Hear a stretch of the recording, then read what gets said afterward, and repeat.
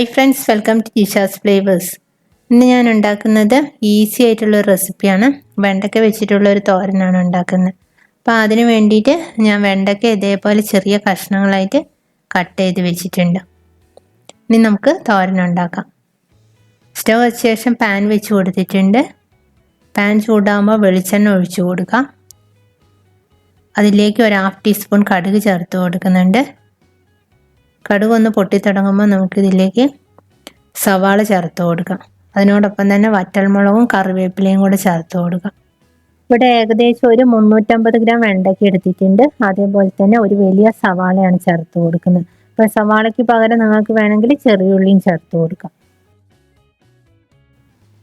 സവാളയൊക്കെ ഒന്ന് നന്നായിട്ട് വഴന്ന് വരണം. ഒരു ബ്രൗൺ കളറാകുമ്പോൾ നമുക്കിതിലേക്ക് കട്ട് ചെയ്ത് വെച്ച വെണ്ടയ്ക്ക ചേർത്ത് കൊടുക്കാം. വെണ്ടയ്ക്കയിലേക്ക് ആവശ്യത്തിനുള്ള ഉപ്പ് ചേർത്ത് കൊടുക്കാം. അതേപോലെ തന്നെ ഒരു 1/4 ടീസ്പൂൺ മഞ്ഞൾപ്പൊടി ചേർത്ത് കൊടുക്കുന്നുണ്ട്. നന്നായിട്ട് ഇളക്കി യോജിപ്പിക്കാം. നമ്മൾ ഇതിലേക്ക് ഒട്ടും വെള്ളം ഒഴിച്ചു കൊടുക്കുന്നില്ല. ഇടയ്ക്കിടയ്ക്ക് ഇളക്കി മീഡിയം ഫ്ലെയിമിലിട്ട് കുക്ക് ചെയ്തെടുക്കുകയാണ് ചെയ്യുന്നത്. 1/2 കുക്കായതിനു ശേഷം 1/2 ടീസ്പൂൺ ചില്ലി ഫ്ലേക്സ് ചേർത്ത് കൊടുക്കുന്നുണ്ട്. അതോടൊപ്പം തന്നെ ഒരു 1/4 കപ്പ് തേങ്ങയും കൂടെ ചേർത്ത് കൊടുക്കാം. ഒരു 5 മിനിറ്റ് നേരം കൂടെ നമുക്കിത് കുക്ക് ചെയ്തെടുക്കാം, തേങ്ങയുടെ പച്ചച്ചുവയൊക്കെ ഒന്ന് മാറുന്നത് വരെ.